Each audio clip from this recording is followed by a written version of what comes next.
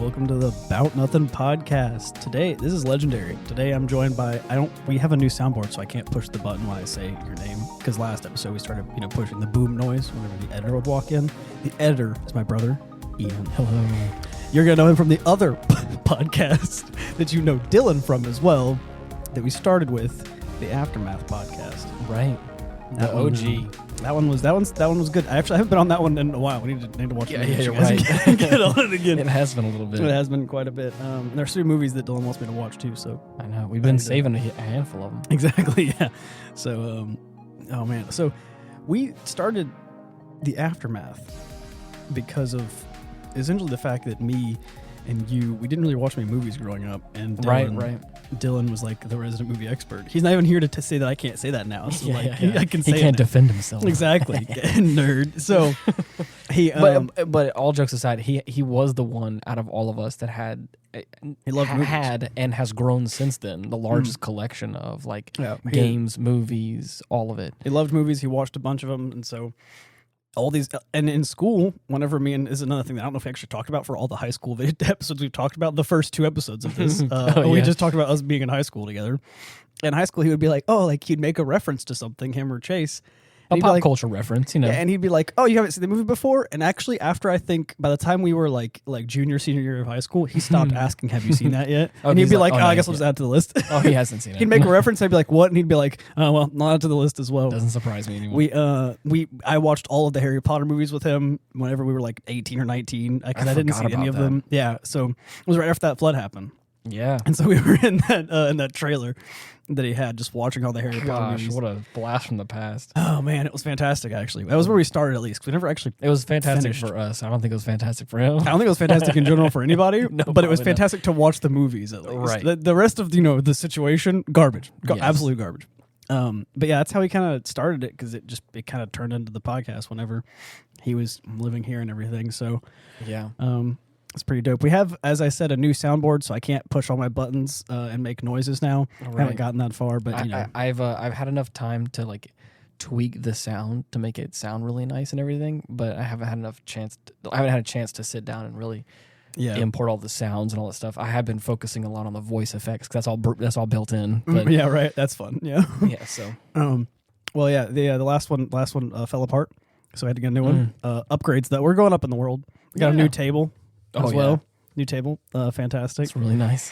And all these things and more you can't exactly know about. The first episode of the Bout Nothin Podcast was so fantastic. We profited so much that we had to upgrade everything. That's what happened. I'm over here editing it like we've struck gold. As it turns out, hearing Chase talk about his swim team was where it's at. The people, they love it. They're in droves. They come, I swear. Oh, man. But yeah, well, I've known you for most of my life. By which I mean all of it. I think we've been apart for basically. I was gonna say 6 months for me. Really, right. I'm trying to say there was been I can't say that we've been apart longer than we've been together. You're my brother. Mm-hmm. You're my younger brother, and I've known you your entire life. Yeah, and fun fact. A little spicy fact there. Yeah, I'm 4 years older than you, so I don't have much leg on you, but right. You were the one who drove me to the airport whenever I left my first plane ride. My first plane ride was 4 hours. Damn. And it's not awful, but it's not. It was definitely not ideal. Definitely longer than a lot of people's first plane rides. Right. And it was also my first time going out on my own. I had just turned 19, and I pissed off. I was like, I'm out. I'm gonna I'm gonna go adventure. It was definitely worth it. Right. And I did a month later. Yeah, you left as very, well. Very similar. Mm-hmm. We both were planning on leaving our home state. I think we both planned it around the same time, because unintentionally. Unintentionally. Because mine was scheduled, because I was going to do like a school of sorts. So mine was kind of scheduled, and you had already scheduled yours as well for 2 weeks after I left. Right. Well, because I had to do 6 months worth of planning. Exactly. So for mine, I think you had to raise money for your stuff, or you chose to raise money and get some funds aside and I can just pay for it out of pocket that way. Right. And you went. but what the point that I'm making is like the starting point of like almost a year before our actual departure, we're like talking about the idea of like we should go move away for an extended period of time. Actually, if you listen to last episode, what I'm talking about is the cult that I joined. I forgot that I said I was gonna. That I said I was gonna tell the story. Next time Dylan's on, I'll finish the story. I was gonna say, what a little tantalizing teaser. Yeah, I made the joke because Dylan talked about the time that he had someone offer to the cult. You edited the episode, so I'm sure you right. were there for it as well. I edited it, but I'm pretty sure that I've even heard that story before. I hadn't, so I was blown away. I was like, "Are you joking? I don't think I've heard it. Cthulhian script here." Like, I don't think I've heard it in that much detail, but I've definitely heard it before. Where he's been like, "Yeah, you know," and I was like, "Bro, what? You don't just of course he threw it away," and I was like, "That's not how this works. You keep that." I don't want to tell this story not on the air without Dylan being here as well. But whenever you get the chance, ask him about the woman he met at the bar in Florida. Okay, got it. 10-4. I actually haven't heard. They recently came back from Florida for a little vacation. I wasn't able to join, sadly. I couldn't get the days off. Right. Heck, my department. But yeah, so I haven't heard anything about that yet, actually. So I'll definitely ask him. There was some great times. It was very chill, very relaxing. But there was one story in particular that priceless. Amazing. Dylan. Anyways, it's fine. Exactly. I don't want to spoil anything. It's a great story. Don't spoil it. Tune in next time for that. This was the time that I had joined a cult, and I was joking about it that I would say it as well. So that's where I went, was my brief cult visit. It was great. Right. And so yeah, that was like the only time that we were really apart though. Like we grew up together, we lived together, and then whenever I came back, I crashed with Ben here. Yeah. And then you came back and crashed at the same place whenever you got back like 6 months after me. Yeah, to kind of jump ahead in the story, like I was kind of down bad on my, like I was down on my financial situation. Like I had got myself into a really bad spot, and I didn't want to move back in with mom and dad, or mom or dad at that point because they were divorced. Yeah, exactly. And I was like, that's how I felt whenever I got to the hospital, where I was like, financially speaking, I have to move back in with mom, and she offered me a place in your room, actually. Yeah. Which is how weird. The tables have turned. And so I got to crash in Ian's room, but I was like, I really don't want to move back in with mom, but I can't really. I have so many hospital bills to pay. Right. And so I was like, man, this sucks ass. So I crashed at the house, and it was helpful. I enjoyed it. I'm thankful to my mom for it, but also I was like, as soon as I got the chance financially to get out, I was like, hey, Cade, you want to get a place? I love both of our parents individually as adults and as friends, and I don't want to live with them loved ones. I don't want to live with them. And I think that's a normal thing, especially for as a respectful as that at least for healthy individuals such as ourselves. I told her that to her face. I think I'm telling it here in front of who knows how many. I looked at her and I was like, yeah. So now that I got my finances figured out, I want my own place again, Mom. Love it here. Thanks for the help. And she was like, oh, I get it. That's fine. Right. In fact, Daniel's gonna move in if you move out. The point that I'm making, I was like, oh man. The point I'm making is, I think for well-adjusted adult men, it's not abnormal. Being on our own and being independent, especially when you get a taste of it, and you're like, oh man, I kind of liked just being able to do whatever I wanted to do. What I've learned living with Cade, if you're listening to this, Cade, I might have him on the podcast later. He's my roommate. Okay. I want to have him on the podcast. He actually, funny story for those of you who don't know. He was on the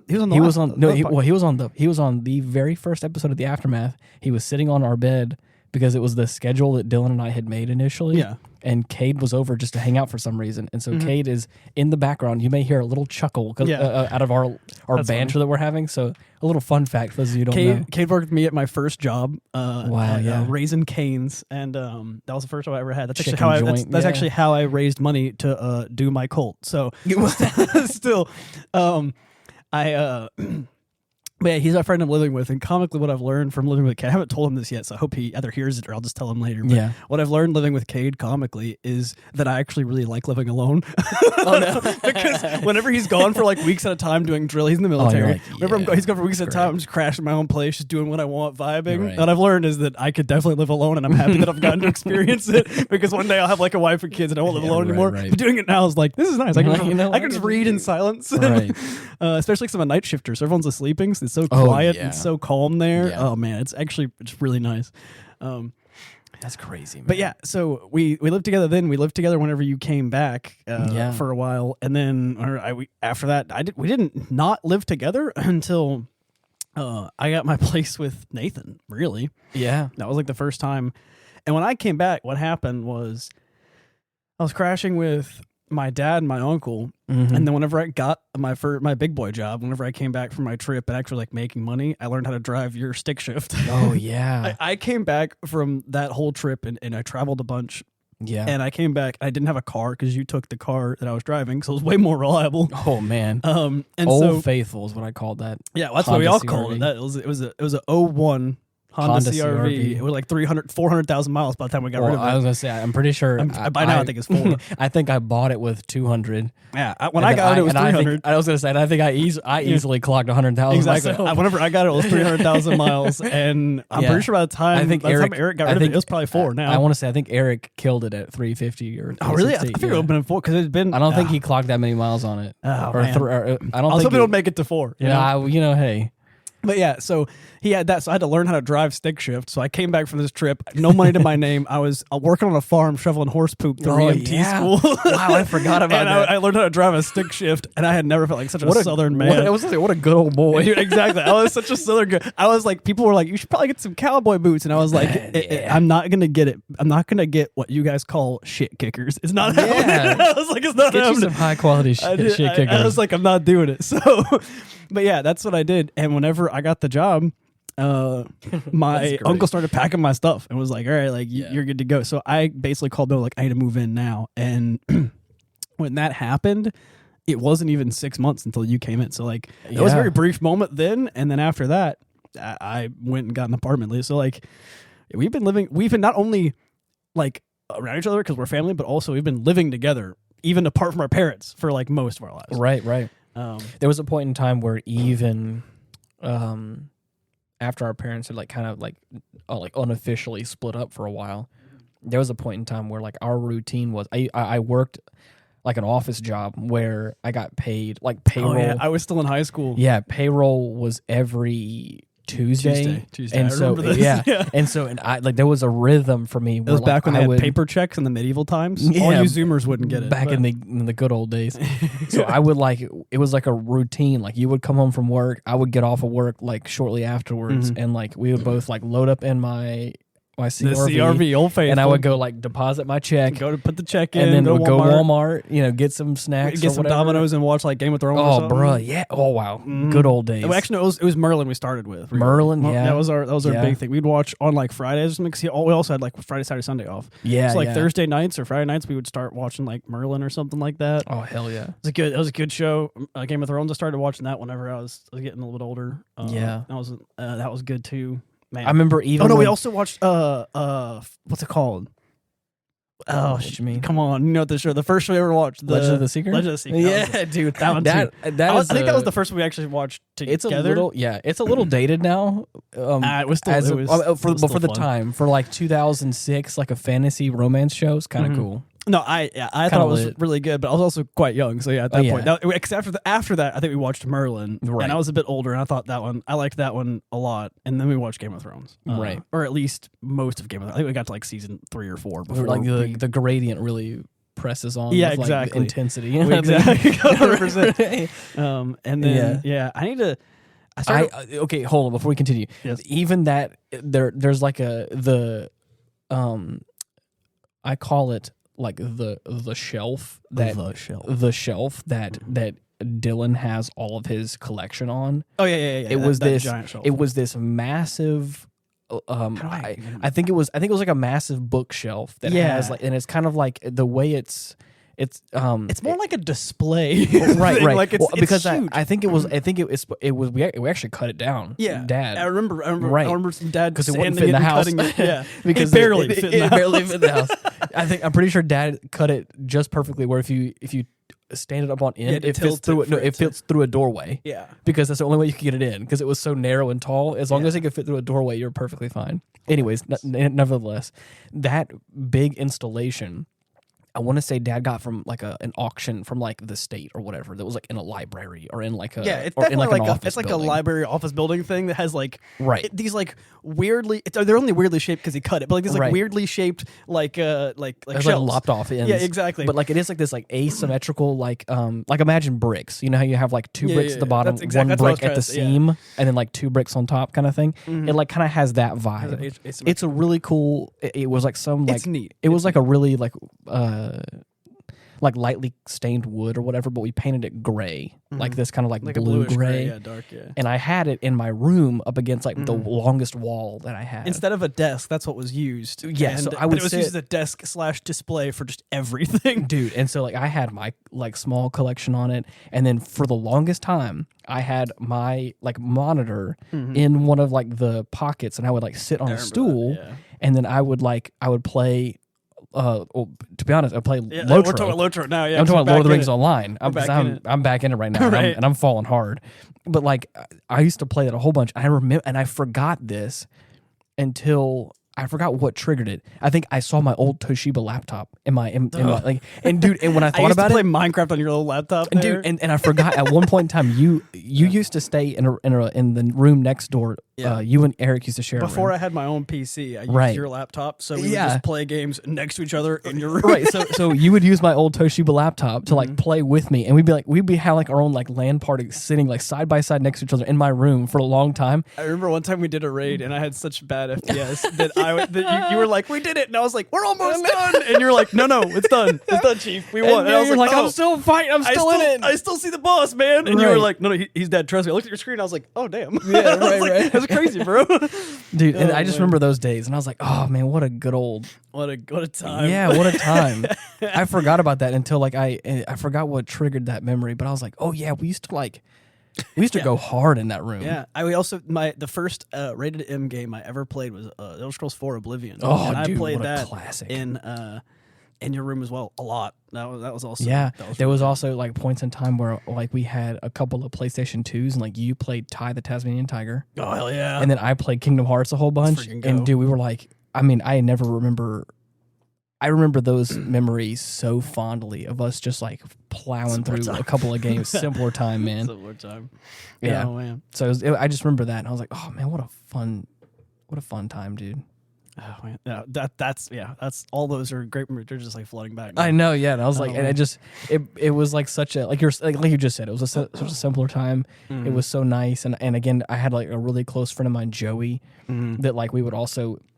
Again, we played Lotro with him. Yeah, this is like pre-Discord days. Oh yeah, so we used Skyped, baby. Dude, yeah, we had a Skype chat. I made League of Legends friends on Skype, by the way, and now I'm looking at it, and people are like playing Discord. I'm like, man, back in my day, we had to use so Skype. Easy. Exactly, bro, we had to Skype. I remember texting this is a random tangent. I remember texting a friend I made on League of Legends because he was asking me like how it was going. At this point, I had his phone number. We talked enough playing League, so I remember texting him when he was like, hey, like, you want to play a game tonight or something? And I was like, I'm gonna be honest, man, like, it's not really a great time. And he was like, you need to talk. It was because I just found out that our grandmother died. Damn. And I remember texting him. I was 16 years old, texting a friend I made on League of Legends. Stop it. About how like it's kind of weird. It's just rough. Like I didn't expect this to happen. He was like, yeah, man, when it's unexpected like that, like it's really rough. I get it. And I remember like the next day I like played some games with him and it was really chill. he like helped me out through it. So the League. Now keep in mind, the community's so toxic. I wouldn't recommend that to anybody. No. That is called so many slurs. That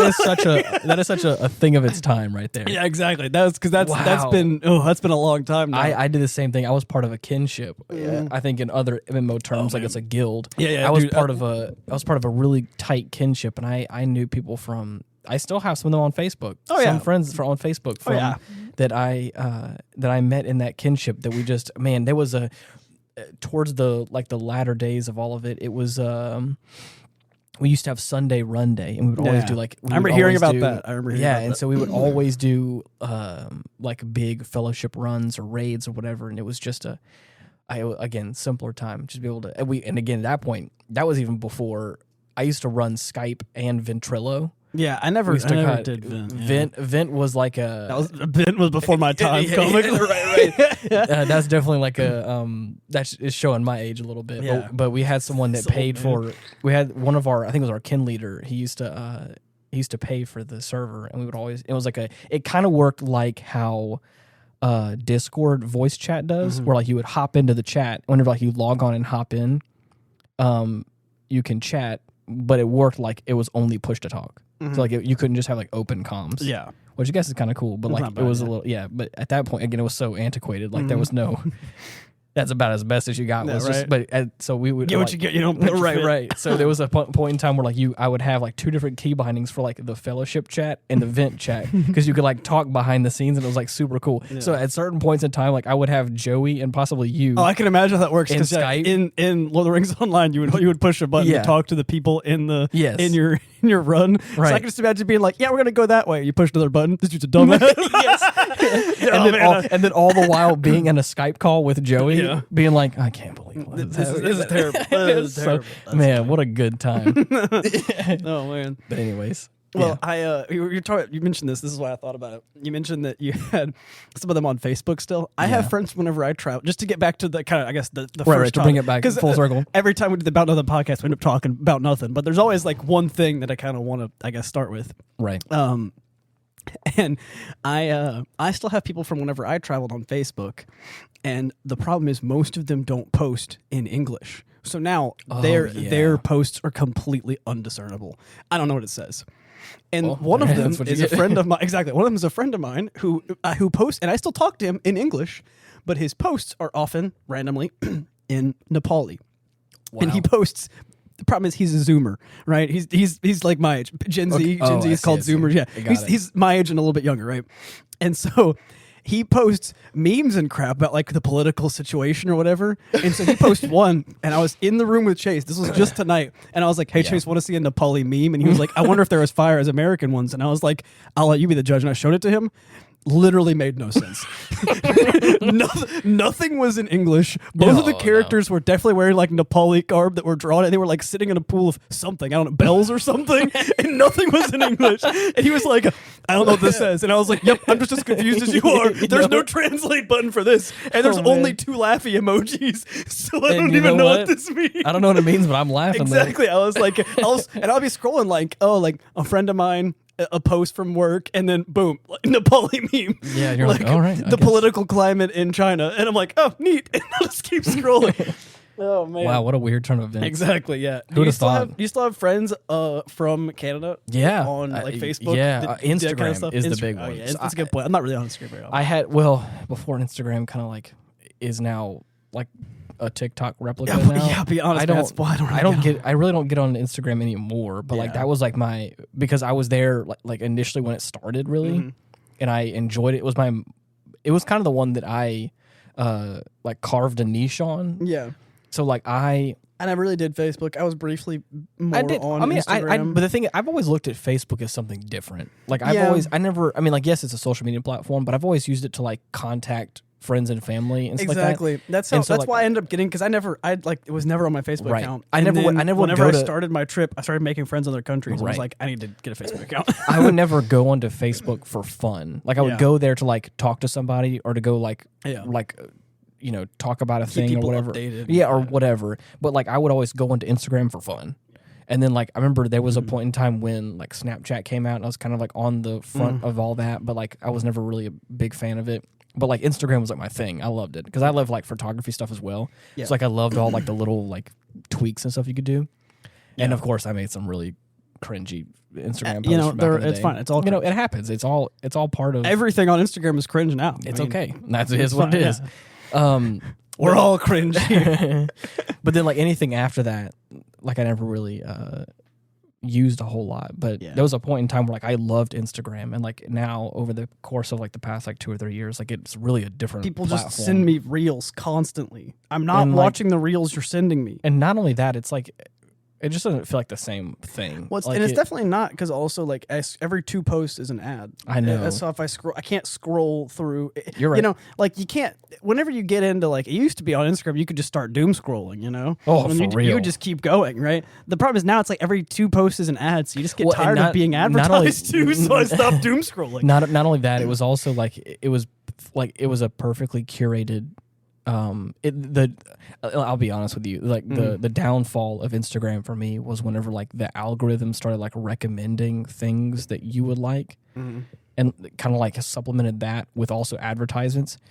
So like there is a point in time where like once upon a time I had like a curated list of like photographers and artists and like friends of mine and like family members to where like I could like scroll through and like every post was like something interesting or something that I'm like was and wanting now to it tries engage with. To pick something and it picks wrong and every so, time. Like, there's a point in time where like I think just the other day like I went back on Instagram for something and like scrolled and I was like I don't think I'm following any of this. Yeah. First of all, 3 of these like 5 posts were are recommended sponsored for me and they're not even right and nothing I like. Not only that, it's like not. I mean, it may be something that I kind of like, but I don't follow them. So I'm like, where is any of the things that I'm following? That I follow. Yeah. Anyways, I'm getting off my soapbox now. Well, that's fine. Yeah. Well, no, But to answer the question initially, I still have many, if not all, the friends that I made in Canada. I still have them on Instagram. And I've talked to them occasionally, but yeah, for me on Instagram, like I'm like never on it, so it doesn't know what to recommend for me apart from what is sent to me.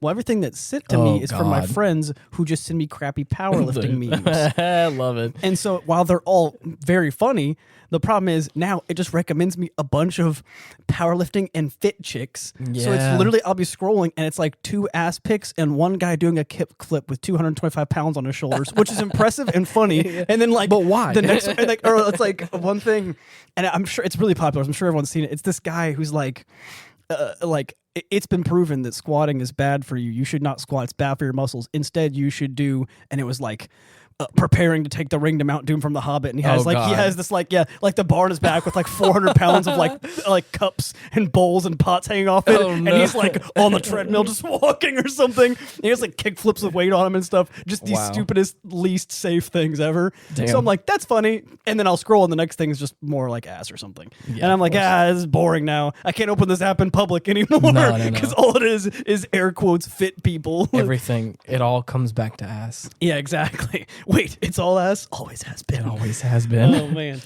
Yeah.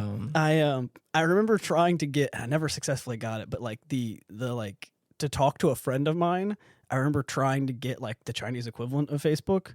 And having a hard time getting my account verified for some reason, probably because I'm not Chinese. Right. Who knows? I don't know how that works.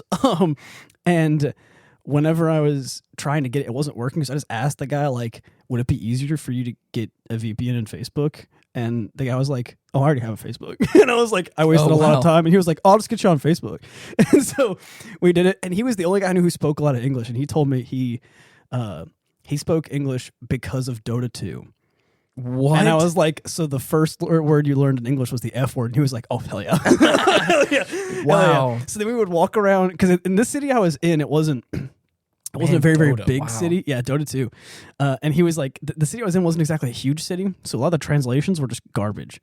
So we would walk around the city, and our pastime on my free days was to walk around the city and judge the poor translations. Yes. Man, and we have like either we have a podcast episode or a after podcast we were recording. We have a whole archive of it. Yeah, like an archive of us just roasting things to make sky more blue, tree more green water. Yeah, exactly. Yeah, that was another one. Another one was north, south, east, west. I like that one. Oh man, that's great. So, at one point, or the one was F vegetables instead of fresh. Yes. He kept putting the F word there. I said like 3 times, and me and this dude were just laughing.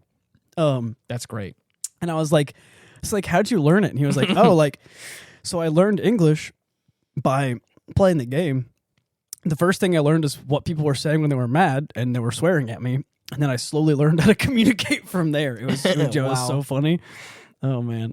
How crazy. That was a fun time, man. Yeah. So, like, oh, man, I kind of want to hear more about Canada. I don't know. I feel like there's things that didn't happen. Man. Like, what was the... So, to kind of put things in perspective... I guess I don't know where to start, though, to ask any questions, though. Yeah. I'll tell you. I'll let you take away from where you want to start. You're right. It was like the tail end of 2017 that I was... Good year. Yeah, that I was preparing to go. So, to kind of summarize, like, the core reason, our parents were going through a divorce. And it was like in the process of like finalizing that December.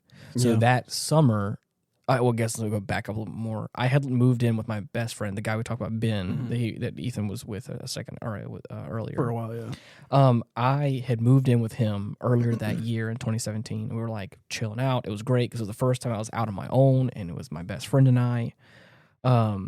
We ended up meeting some people online. It's always the freaking internet. It's always the internet. And so we ended up like meeting some like making some friends in Canada unbeknownst to us, and of course there was a girl, and I thought she was pretty, and of course Instagram, Snapchat later, the first mistake, exactly, the first mistake of many. Yeah. But then I want to say it was like earlier in the year was when we all had met and we were all like talking with these friends, we're like having a great time or whatever, and I'm talking to this girl kind of on the down low, because at that point in time I was single and was ready to mingle. Trust me. Trust me. Early 20s and was just ready. And I want to say it was, we had planned a trip for just the two of us for my birthday. It started with like a vacation. It started with a vacation in March, and we went to Memphis, Tennessee, had a great time. It was my birthday, and we were like, oh, hell yeah. And then, because at that point, I was like, I just want to like go out. I want to experience life. I want to experience the world. For this, our parents separated, and I decided a cult would be a good idea. I didn't know it was a cult at the time, but once you're in it, you're like, the parallels are quite similar. I remember just briefly, we were like, a month of our first 3 months in, and one of the guys that was on like in my group that we met with regularly was like, have you ever sat down and looked at what we're doing in some of these meetings and thought, damn, this is a cult? And I was like, and I literally looked at him like at first this incredulous look on my face, and then I was like, no, actually, no, you're right. He's like, yeah, like we haven't thought about it, but like, and I was like, I guess the good news is, as far as cults go, you can leave whenever you want. And he was like, yeah, that's what they all say. It was so funny. You look at him, heretic. Immediately get burned. Right. Okay, but you were at your first vacation there. So I want to say after the summer, so my birthday's in March, and so I want to say by the time May, so after the summer, we had like saved up some money, and we're like, you know what, we're gonna go to fly out to Canada, and we're gonna just like be bougie. Yeah, you guys did it back to back, because whenever you came back from that, there was like 2 days between that and the church summer camp that I was going to that you guys were on. So you guys did a week in Canada and then a week in Florida. I was so jealous. I was like, you bastard. We planned the trip to Canada in May, and I want to say in like July or August. It must have been August. No. I'm sorry. I'm all tripped up. It was we were going in the first week of August, and the last week of July was when we were going on that youth summer camp with the church we were attending. And Ben and I had worked that event and had a great time. It was wonderful. But we spent a week in Florida, and then you're not wrong. We went directly after that. Like it was like a day or two of you like packing, and you went straight there. And I was jealous. I was like, I was a lucky bastard. And so we got to meet the friends that we made up there. I got to meet the girl, and then again, that was the second bad decision of many to follow. Yeah, well, you meet the girl, and then of course she ends up. Who's counting your bad decision? Apart from you. the hard part was that she was like that goth GF chick that like it was like. Yeah. So she was my emo GF that like really was not good for me, but I was like, toxic, aren't they all? But man, did I want her so bad. Yeah. And then and that was the thing, is like at that point in time it was 6 months until like the end of the year, or more like 5 months. Yeah, but like the end of the year was like whenever like the divorce stuff was gonna be finalized. And so like I was like, and so we were in just the thick of like our family being like split in twain. Awful. It was a hard time. It was just so stressful. And I was like, you know what? I have lived in like this greater area for a majority of my life. I want to go see the world. I want to go. It was mostly to prove to myself that I could do it on my own. You're not. For me, it was like just not being chained, not being stuck here. Yeah. Whenever all that was happening, I was like, I kind of wanted to prove that I could. If I so decided, I could just pack up and leave. For me, it was more so the fact that I've had a safety net my entire life, and I wanted to go to prove to myself that like if I needed to, like I could survive on my own, without like a safety net. Like I could figure it out myself. I can make friends by myself, because at that point I was also like still like a little socially awkward in a way. So I was like, I still want to be able to like prove that I can make my own. I want to be able to prove that I can forge my own reputation without anyone else's. For me, I was thinking the same thing out, because I was like the youngest, and like I was homeschooled. So like whenever I left, the first thing that I noticed was that I could tell anybody as little or as much as I wanted to about myself. Right. I could be whoever I wanted to be, and I still made friends with made no enemies. Really. Right, exactly. That's what I'm saying. And so like everybody in this group that I was with, we all were good friends. It went really, really well, and I made a lot of really good friends. And so I kind of proved to myself that like I don't have to stay here if I don't want to. Right. I ended up wanting to come back anyway, and so I'm back home. But like there was a bit where I was like, so I don't have to. I can just stay. And I was actually I had every intention of living in Oregon. After that. You're right. Every intention. Yeah. I almost did. Well, so I did the very same thing. I basically I came back from the week-long vacation, and like I said, Ben and I, we spared no expenses. We got the penthouse suite. You got 100%. We got, like I said, we gave it 100%. Dude, me and Nathan with the bourbon trail, we had that shit, dude. Ben had specifically told me, he's like, I want to get in trouble with the Canadian police here. He was like, I want to like, my goal is to get in trouble with the Canadian police. For those of you who listen to this show exclusively or who don't know a lot about me, like I have been he's my best friend. Oh, he's my ride or die. Mm-hmm. Ben he and I are like musicians, and we have been like musicians like professionally for a long time. Yeah, he more so in like the production, like sound engineering side, but like both of us have been touring musicians in some capacity, or or working musicians. Yeah. And so like obviously whenever we have the chance to blow some money and go like to a foreign country and have like a fun time, we're who's gonna stop me? We're the Canadian police. We're gonna go like rock star hard. I mean, we're not gonna do like hard drugs or anything, but we're like, but Ben was like, I want to drink enough to where like I'm gonna get in trouble. And I was like, I mean, hey, you can do that if you want to. What am I going to do, stop you? Right. And so that, and spoiler alert, that didn't happen, but he got hella drunk though. Yeah. But anyway, so we went there. I had, because the exchange rate from American dollars to Canadian dollars is obviously is in our favor. Like it ended up being more affordable. Yeah. So that's kind of how it was as well for like getting souvenir. Because I, of course, went to like Nepal and stuff where it's even more favorable. So like I got like a 5-star dinner at one point for 1,000 rupees, which sounds like a lot. It was $10. Mine wasn't quite that, like that. The disparity wasn't that big. But it was definitely enough where I specifically went to my bank and requested Canadian currency to be shipped to that bank. Yeah. I then picked it up and was like, this is more money than I put in. Yeah. Like a lot more than I thought it was going to be. And so like I went there and like when I tell you like I landed in Canada and just had all this like Monopoly money rolling, bro. It felt like it because I had like a couple of $50 bills, like the red ones. Again, because they're in Canada, it's all that polymer note. Yeah. And it's all like the plasticky ones. Green, blue, purple, and they have red. The clear part. Yeah. And so I was like over here like, I was like fanning money around like a freaking baller. And I was like, dude, I felt like such a G. Such a G, bro. But so needless to say, I made some pretty bad decisions. I don't say bad decisions. I made some decisions. What's the word? Morally gray decisions. I wouldn't even say that. Needless to say, I succumbed to my desires, and at that point, again, we're in this penthouse suite. We're in this this big room. It's in this nice hotel. I got all this money around, and I'm like, and we're with some friends. My best friend's drunk, having a great time. He's blasted. Oh, he's shitty over there.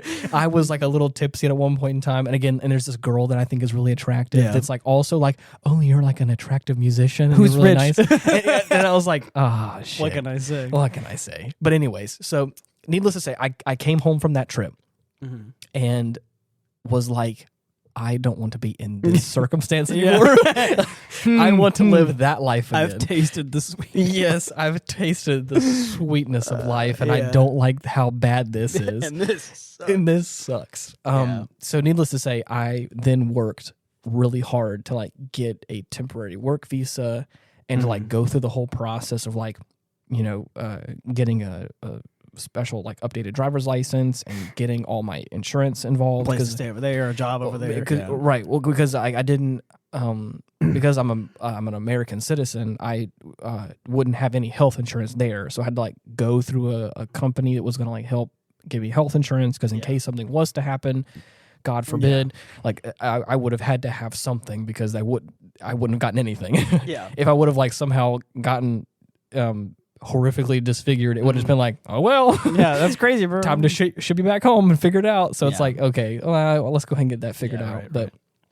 So that like the tail end of that year was just like getting all that in order. I mean, like I would like come home from work and I was just like calling people and like filling out forms and documents and like, you know, paying for it, because again, it's all like government stuff. So they all want their 10 cents. Exactly. But it's more like $20 to like fill out this form. So 100%. It's like it's this department's form and then that department's form. That's how it was to get my job too. Like schooling and stuff like that for registry is they just nickel and dime you. They're like, of course, the school itself's this cheap. They're like, okay, but getting your CPR card's $40. Getting your uniforms is $80. Yeah. And then you're gonna have to pay $20 to get the fee. And then when you go to registry, you got to pay $50 for the written and $50 for the skills and $80 for the written. And I'm like, guys, stop. It was the same kind of thing because people were like, oh, it doesn't seem like it's that bad to go over there. And I was like, no, I mean, hypothetically, it's not. Yeah, right. And in Minecraft. Right. It's not hard to go transfer to Canada in Minecraft.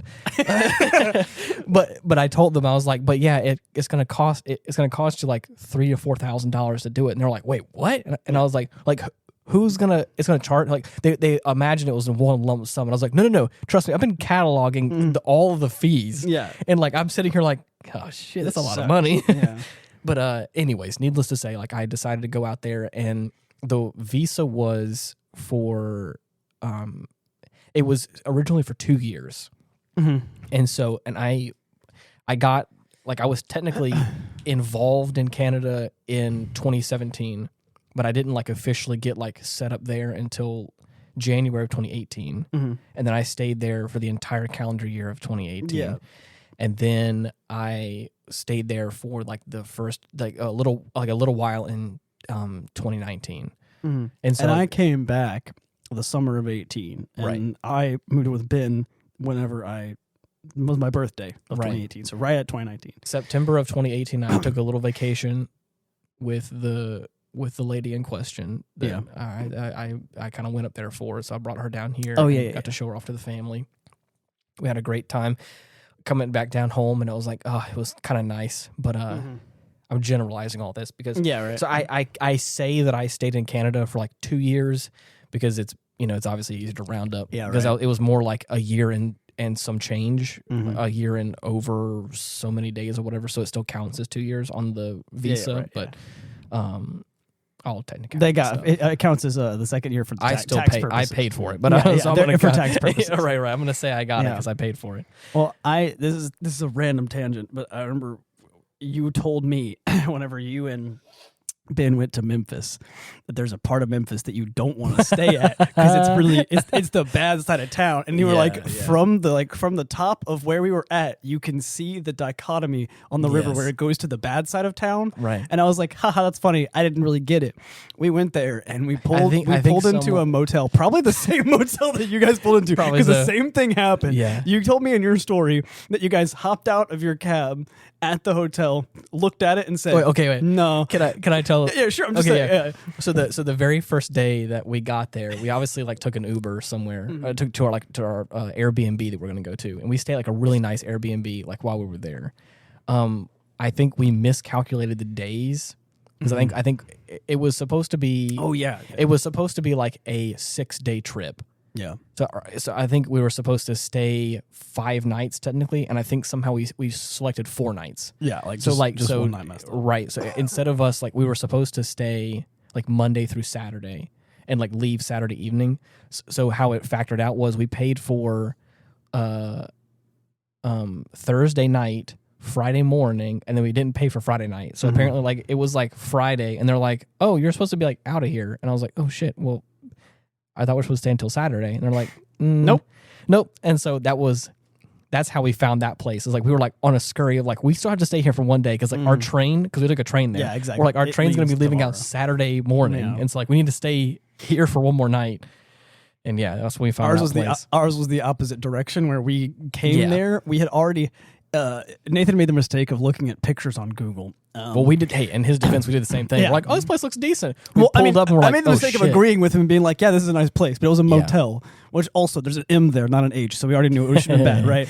So we get there, and we got there because it was cheap. We were just staying one night there. We were going to Kentucky, so it was like that was the halfway point from where we were at. So we were like, okay, halfway, we'll take a break, we'll nap there, we'll see some Memphis, and then we'll go the other half for the rest of the trail. It was about a 6 or 7. I think it was a 7 day if you count that drive. Vacation. In that Uber, we asked him we asked the guy who's a local. We were like, what should we see while we're down here? Like, or, we're out and around here. Like, what should we go look at and stuff? And he's like, whatever you do, don't go cross the bridge to West Memphis. Yeah, exactly. And I was like, oh, really? And he's like, yeah, it's just, you want to stay out of there. Like, go ahead and stay downtown in East Memphis. You probably should be fine. And I was like, all right, cool, sounds fine. And that was the mistake. Well, yeah, right. And we were like, that's fine. So we kept that in mind. And of course, as Ethan was talking about, we were at the top of like the Bass Pro, like the pyramid, the glass pyramid. Dude, it was awesome. We're at the top of it, and you're able to see like the hustling and bustling like East Memphis, and then the bridge, and then West to like Memphis. The gloomy clouds over West honestly, Memphis. I was like, damn. It was like everything the light touches, except for that dark part over there. Yeah, it was like the elephant graveyard, bro.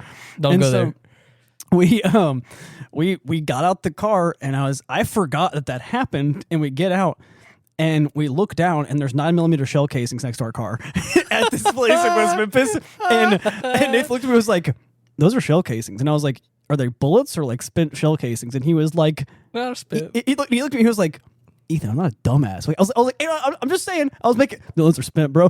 like, I had to round the car to look at it. I was like, oh yeah, those are spent, bro. I'm pretty sure. I had jokingly told you, like, whenever you were going there, you had kind of mentioned you may go stop by there. Yeah. And I was like, whatever you do, stay out of West Memphis. Yeah, I remember calling him the next day from that night from our new hotel. Yes, you were in your new hotel room, and I was walking down the aisles of Target. We got a third floor on the new hotel just to give him. We got the third floor hotel on the new hotel, and so we could see where we came from. And I was like, yeah, you know how you told me all that while staring at this terrifying. I was like, yeah, I made the same mistake you told me not to make. And then I looked over.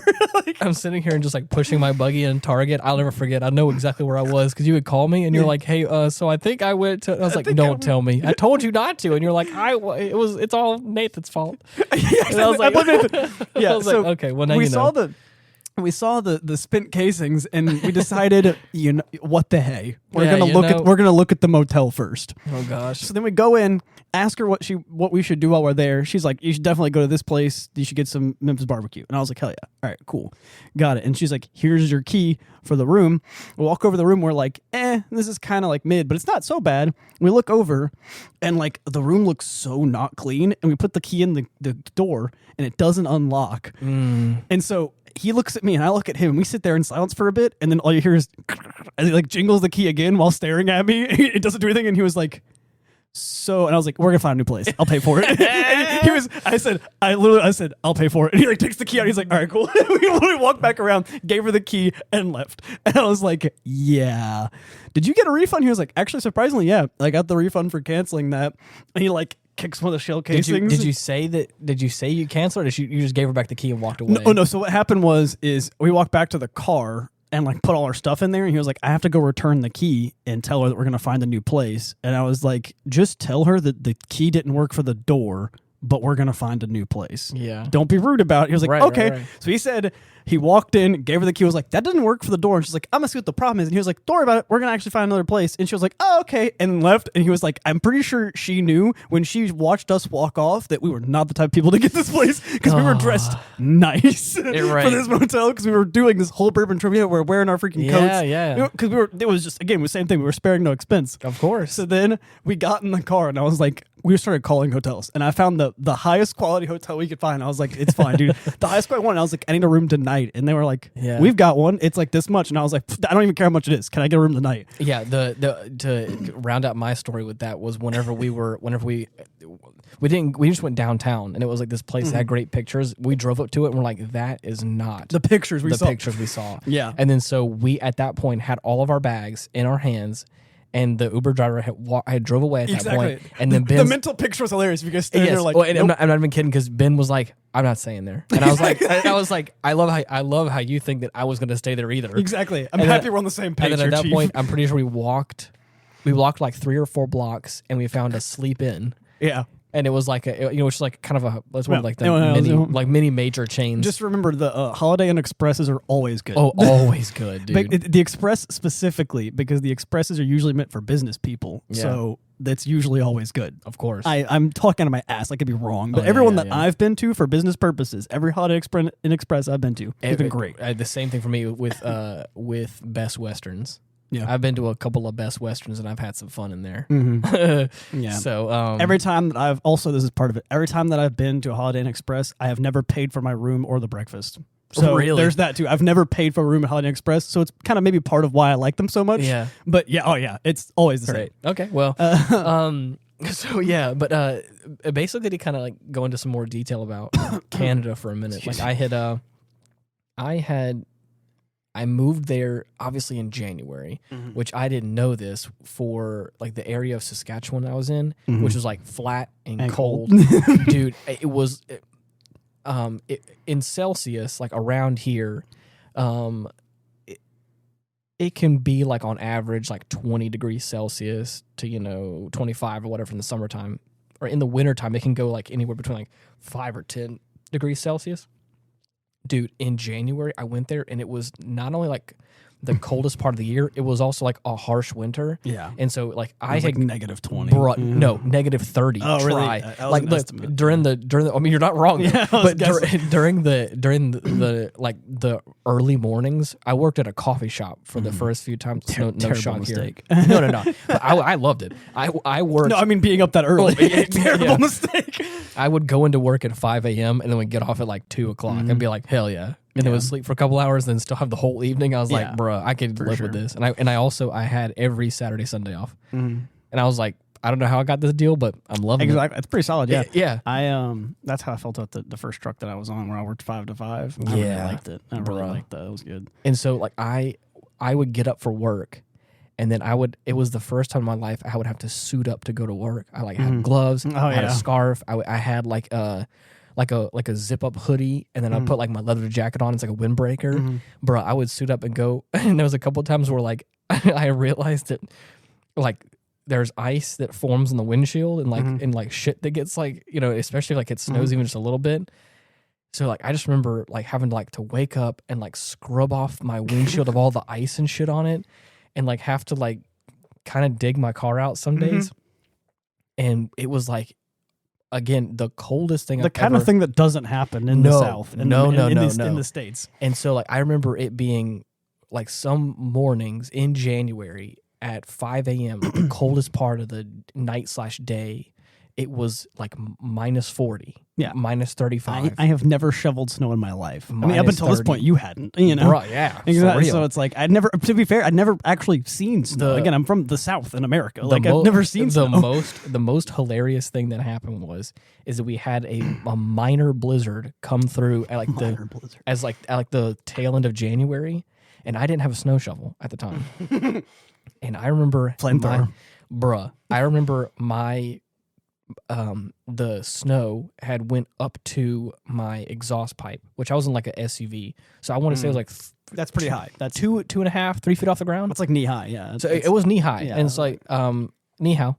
It was it was sorry. It was quite knee how. I was trying to take a sip at that time. Right. I got you. The Ambig sippy. So I ended up realizing that like I don't have a shovel, and of course like at this point, I realized that the people that live here have dealt with this and deal with this every year, basically. Literally every day. Or, again, the world keeps turning. Like for us, like a crazy rainstorm happens and like the West Coast probably shuts down because like, oh no, the crazy rain's everywhere. Dude, I remember people in Oregon being like, it's raining really bad outside, that if you should bring your rain jacket. And I remember walking outside and being like, dude, this is sprinkling. Have you guys seen the downpour? I live in hurricane country. Right. Like this is not I might bring an umbrella and it's like raining outside. Yeah, dude, honestly, yeah. I might walk slightly quicker whenever it's raining like this. This is not torrential downpour. Nah, you guys, you haven't seen the monsoons that come. Exactly. Yeah. And that was, we went to Nepal during monsoon season, and I was like, hopefully they know what that means. Yes. They've definitely got a candle to us. Yeah. I believe it. I remember I walked literally, it was not even a full foot. The doorways were not a full foot from each other, but I had to go from one like I had to exit one door and then turn to go into the other door. Right. So my right shoulder was exposed, and I remember in that not even 1.5 seconds that it was exposed, my entire right shoulder and thigh were literally soaking wet, and I was like, "That's some good rain right there. That's some good shit right there. Some good rain." Oh man. But yeah, so just know that again, that's how they live.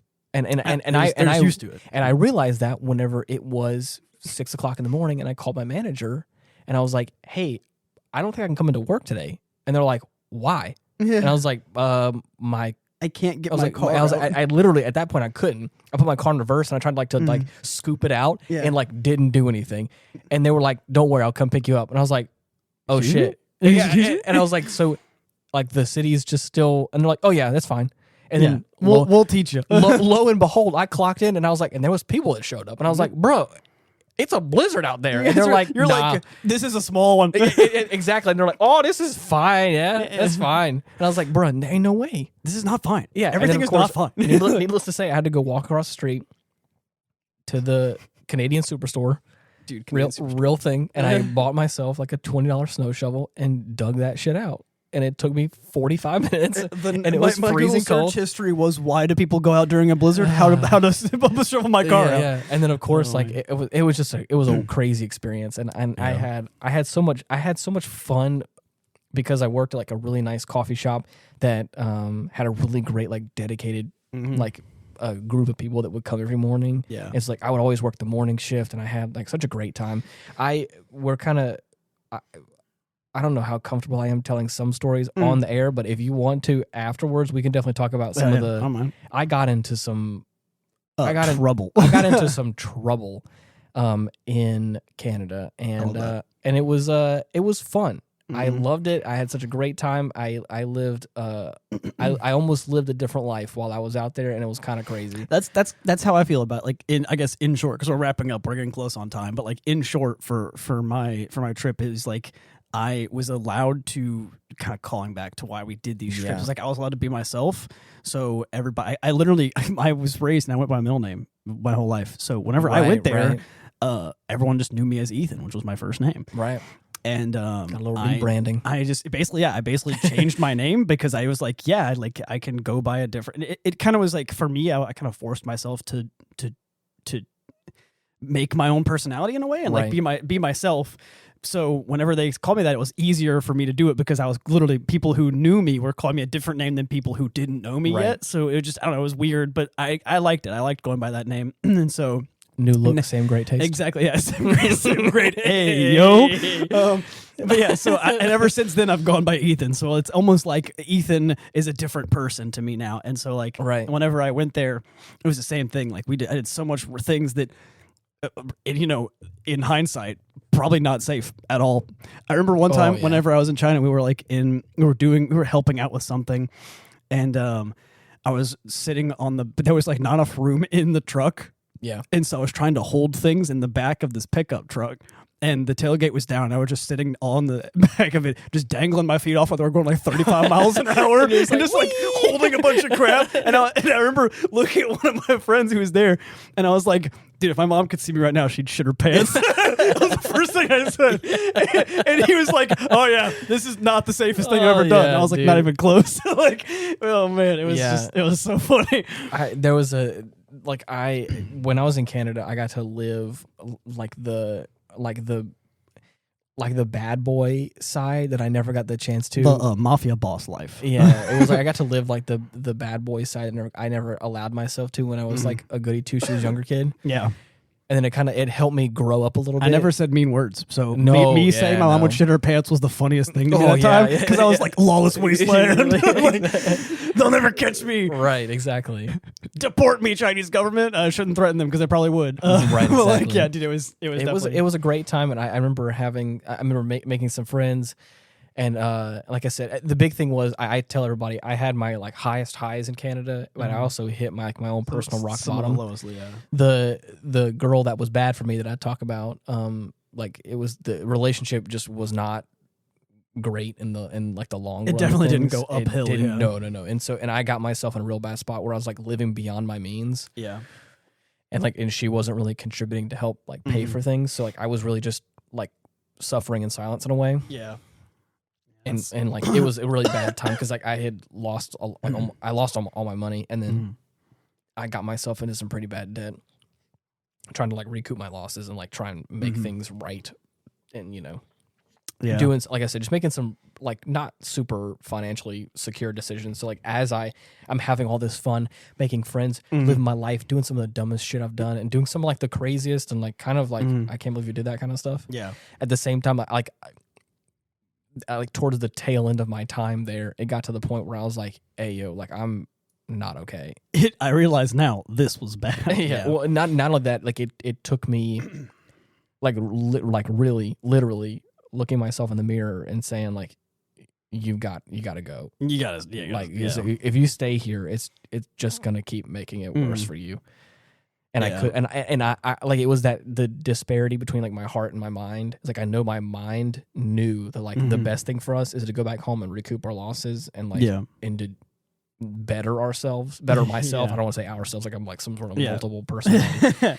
Like I know the best thing was to like go home and fix myself. Yeah. But my heart was like, I want to stay here with this person that's bad for me. What is everything? Yeah. It was the first person that I had experienced lived with and lived with like, and experienced like a new level of love and like a really like compassion for. So it was like it was hard for me to come to grips with like, you're bad for me and I need to leave you. Yeah. Because I didn't want to admit that. It was tough to like, cut off and also like leave you made a new life and you had to leave it behind. Yeah, exactly. And not only that, I made it for myself. Like I could not blame anybody else except for myself. Exactly. And I couldn't look at myself and say, you need to stop and go get help. and that's what even for like, just like for kind of changing, this is a bit of a hot topic right now, but even for me, like changing jobs, like for me, I'm realizing now after, we're going on 4 years of doing this now, where I'm like, I accomplished what I set out to achieve in my field, and I want to figure out what I want to do with the rest of my life. And so it's something like that where it's like you accomplished what you set out to achieve and made something for yourself while you're there, but it's like realizing I need to go home or change something, but like not knowing how to do it, and so it's like there was a point in time, a similar thing now, right? There, like the Canadian government. Like, well, I don't say the Canadian government. My ambassador is, I think, what the terminology was. Yeah. My ambassador for my program had reached out to me and was like, "Hey, if you want to continue this, you have to come up with like $1,000, like soon, in like the next month or so." And like at that point, I was in severe debt. You were like, I don't know if I can do that, Chief. And then not only that, like I owed like $900 on like the place we're staying at, and like both of my checks for like the month came in, and it was $20 short of what I needed, and I was like, bruh, well, that's not good. Yeah, and so it was like that kind of stuff. Like that was a real deciding factor of like, not only can you not afford to stay here, but like it's just gonna make you worse. You need to leave. And I was like, damn it. Like that was for me. It was like almost the opposite coming home, where like I wanted to stay there, but I wanted to stay there because I couldn't afford to come home. And I was even better, I'm not gonna do it.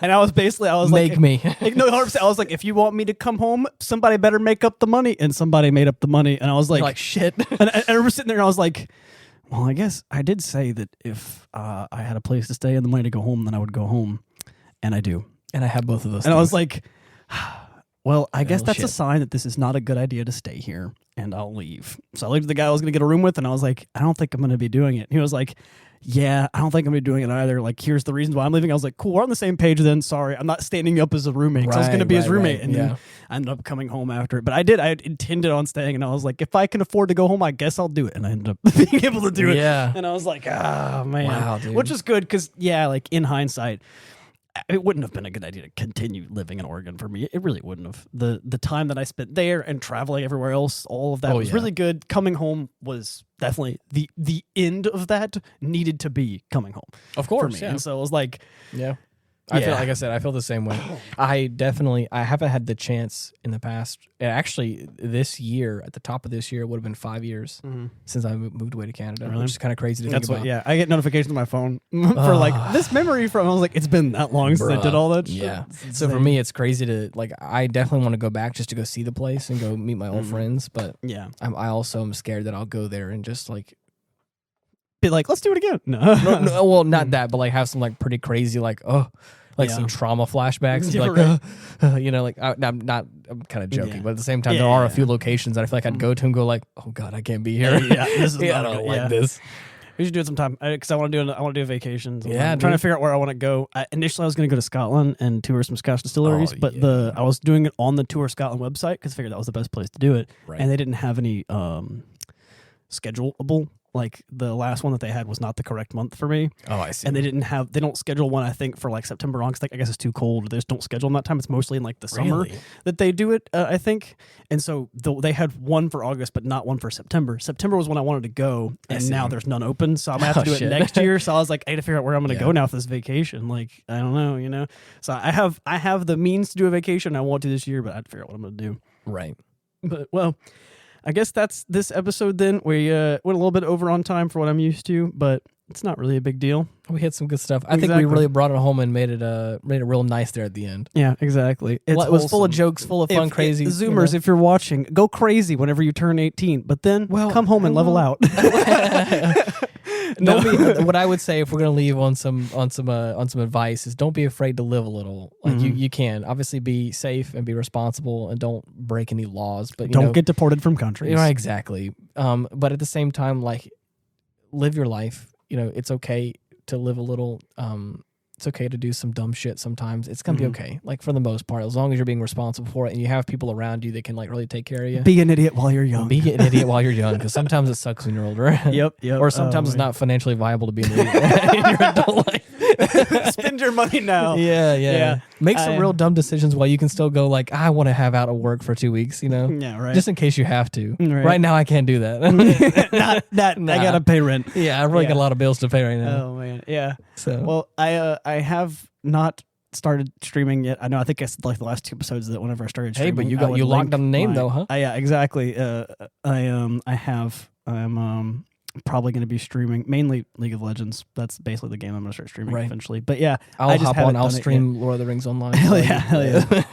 So I don't have any links to share. But other than the podcast that you're on now, you like twitch.tv.alcove? Alcove Gamer, let's go, baby. Yeah, from the title. Exactly. So I have that. It's already set up. I've already got that locked down. It's just I haven't literally. I was going to actually ask you. I need to customize like the profile picture and the little like, well, we're streaming soon, all those things. Oh yeah. I don't want to pay the money to have someone else do it. So I was going to actually get you to help me out with that. Right. I see how it is. Because it's like $15 a month to use the one that the Streamlabs that I'm using for would cost, and it's really nice. But it's like I don't want to pay for the pro Streamlabs thing just to get the stuff that they already use. Like I'm not paying a monthly membership. I also like own Photoshop. Exactly. So it's like I can just make whatever you want. Exactly. So it's like I don't need all the fancy movement things. I just need like the fonts and stuff. Yeah. Give me a font and a color scheme. But other than that, we've got the Linktree Aftermath and Linktree Bout Nothin Podcast. I think it's Linktree / Ian Wolffe is all the like Aftermath and also like the like retrospect stuff. So yeah. And thanks for listening. I don't know who's going to be the guest next week, so it's a surprise for you and for me. Bye.